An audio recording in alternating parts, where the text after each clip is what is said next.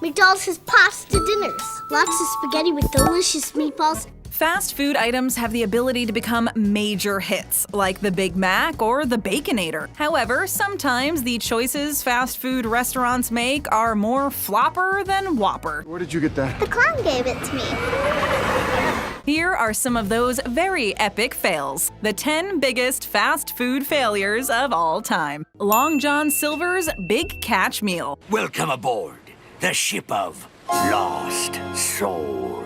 This seafood monstrosity was added to the Long John Silver's menu in 2013. It contained a 7.5-ounce piece of haddock served with a pile of onion rings and a side of hush puppies. Long John Silver's described the meal as the largest fish we have ever offered and claimed it was a game changer. The Big Catch Meal was launched in May and was discontinued by August of that same year due to a significant backlash. It turns out that Long John Silver's was also serving up a shockingly unhealthy amount of calories and fat. The Big Catch Meal contained more trans fats than the average person should eat in 2 weeks. Much too greasy! Even the smell of it makes me feel physically sick! A lot of this was attributed to the fact that these items were cooked up in a big vat of partially hydrogenated frying oil. By the end of 2013, Long John Silver's agreed to look into new oil for their fryers that would replace hydrogenated oil in their restaurants. This meal was actually panned as the worst restaurant meal in America by the Center for Science in the Public Interest. Well, that's hardly the image we want for Long John Silver's. Pizza Hut's gourmet rebrand. That's gourmet cooking for you. Pizza Hut is basically known for serving greasy, cheesy pizza. But in 2014, after declining sales, they decided they wanted to appeal to foodie millennials and updated their menu to include new artisan options. They dubbed this rebrand Flavor of Now. Some of these artisan toppings included honey sriracha sauce, Peruvian cherry peppers, and Asiago crust. The company even reached out to some of the more trendy food trucks in New York City to help suggest menu flavors and items that would appeal to the hip foodies out there. Expecting someone with some sort of vehicle to, not this. However, at the end of May 2014, the CEO of Pizza Hut's parent company, Yum Brands Incorporated, admitted at a conference in New York City that the rebrand was not working.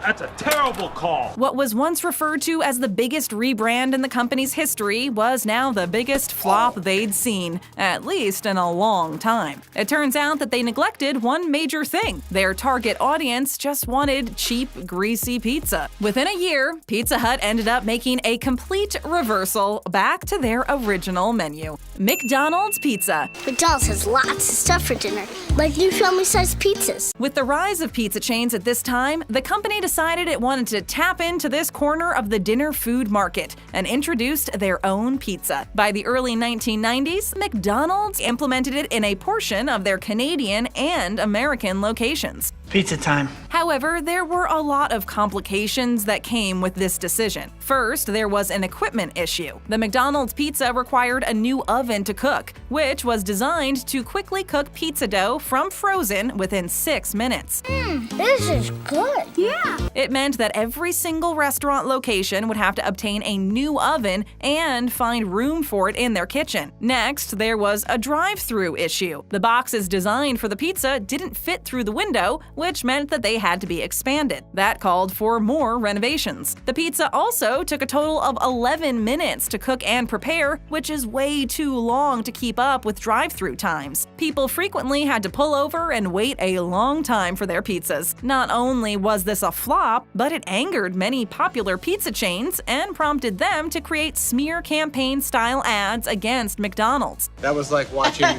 Ronald McDonald eat a cheeseburger off the Grimace. I'm serious. Burger King's Halloween Whopper. Juicy, flavorful, with just a hint of... In 2015, Burger King was consumed by the Halloween spirit. It resulted in the Halloween Whopper being added to the menu. It was your average Whopper, but it was served on a spooky black bun. To achieve the dark hue, the buns were infused with A1 steak sauce. The burger itself also came in a cute mummy-themed wrapper as an added bonus. It turns out that the burger was more nightmare-inducing than anticipated. Welcome to my world. Customers began to report that the Black Whopper was turning their poop green. And not just any green, neon green. The reason for this was the dye in the sauce. However, according to some nutritionists, a typical serving of A1 steak sauce doesn't contain enough dye to have this effect. The consensus was that Burger King was clearly using a concentrated version in their buns. Now, the green poop wasn't really a health hazard, it just came as more of a shock to people who were not mentally prepared for the experience. Holy fuck. Domino's Oreo Dessert Pizza. Aren't cookies the best? 2007 was an interesting year. And we are calling it iPhone. For $3.99, you could order a giant pizza-sized cookie from Domino's. It was served as an addition with any purchase. The Oreo dessert pizza consisted of a warm, giant chocolate chip cookie slathered in Oreos and super sweet, sticky vanilla syrup. Most people agreed that this concoction was way too sweet and also too chewy. According to some reviews, the cookie portion was also pretty bland. It's that signature creamy filling that we really care about, so when you take it out of the equation, it's not the same. Okay.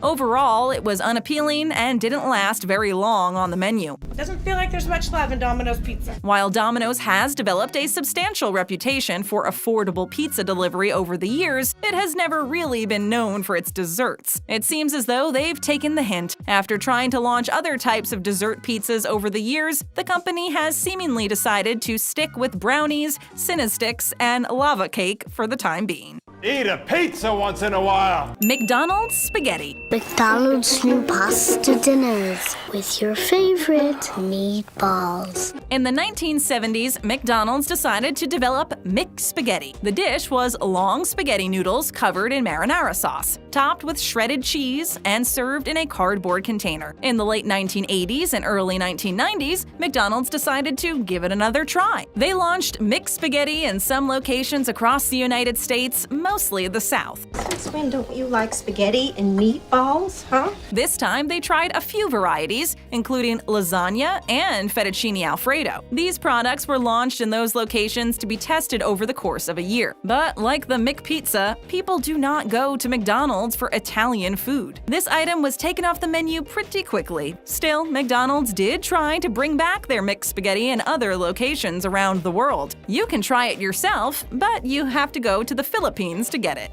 Lasagna. Lasagna? What the hell's the matter with you? Burger King's Satisfries. It's time to get satisfied. In 2013, Burger King decided they needed to cater to a more health-conscious audience in North America and decided that the best way to do this was to release healthier fries. Is this organic? The Burger King Satisfries were made with a type of batter that was designed to absorb less of the frying oil. This way, they wouldn't contain as much fat as regular fries. The result were fries that were only 4 grams less in fat than the regular fries and still contained 270 calories in a small serving, only about 70 calories less than regular fries. According to some reports, many customers started calling them Saddest Fries. Let's face it, when you're hungry for French fries, you don't care about calorie content. I want high cholesterol. I want to eat bacon and butter and buckets of cheese, okay? Because you know you're not making a healthy choice to begin with. For example, even though McDonald's has released a lot of healthier options, their biggest sellers are still French fries and burgers. Burger King's top seller is still the Whopper. Within a year, Burger King started discontinuing the Saddest Fries from their menu. Garbage day! And went back to the good old greasy fries people know and love. Dairy Queen's Breeze. Come on, I'll treat you to a Dairy Queen. Just like Burger King, Dairy Queen also decided to try to appeal to more health-conscious customers. In 1990, Dairy Queen launched the Breeze. It was basically a blizzard made from frozen yogurt instead of ice cream. It lasted about a decade before the company finally pulled the plug and discontinued it. Not like this. The problem was that it just didn't sell. Some employees actually stated that the frozen yogurt supply in the store would often go bad or expire before they could sell any of it. One of the issues could be that a frozen yogurt-based blizzard still isn't actually healthy, especially when you mix in a bunch of candies and chocolates that completely defeat the purpose of a healthier base. It was technically lower in calories than a regular blizzard, but still had a ton of them when the mix-ins were added. Or perhaps the problem is that Dairy Queen was too early in their thinking. I really want to sort of make a healthy, low-fat or non-fat. Now, frozen yogurt chains are incredibly popular, and people enjoy turning to this alternative as a healthier way to enjoy a cool dessert. Can I come too? Robbie, I only have enough money for me and Joe. Taco Bell's seafood salad.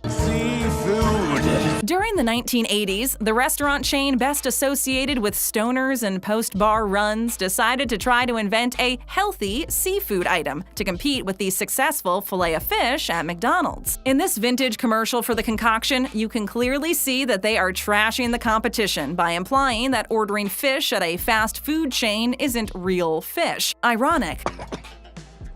Pretty good. Coming from a chain that is constantly under scrutiny for the quality of its beef. Now, the more logical solution to compete with the seafood market would have just been to introduce fish tacos. However, Taco Bell decided they were going to do something completely different and decided on a salad instead. Ron, would you like some salad? Since I am not a rabbit, no, I do not. The Taco Bell seafood salad contained a mixture of typical salad vegetables, topped with shrimp, whitefish, and snow crab. Extra toppings also included cheese and olives. And in Taco Bell style, the whole thing was served inside an edible taco shell bowl. Does anyone really want seafood when they go to Taco Bell? It turns out the answer is no, because this item was discontinued. Don't go!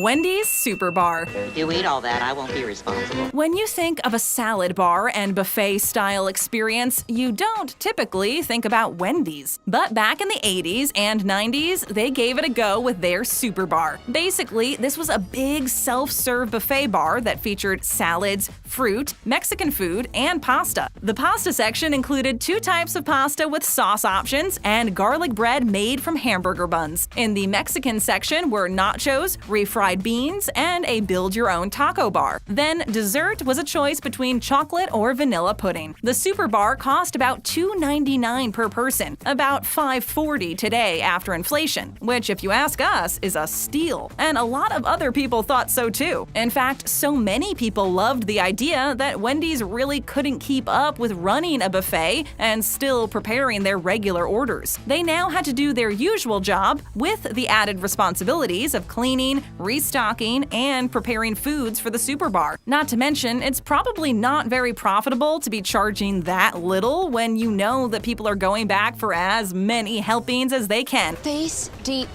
And abusing that free refill policy. By 1998, the Super Bar was discontinued, although some locations still carried it until 2006. Is this the gentleman who ruined the buffet? Help yourself to seconds and tap that screen for our next great video. New to our channel and want to join our notification squad? It's easy. After you bang that subscribe button, just ring that bell.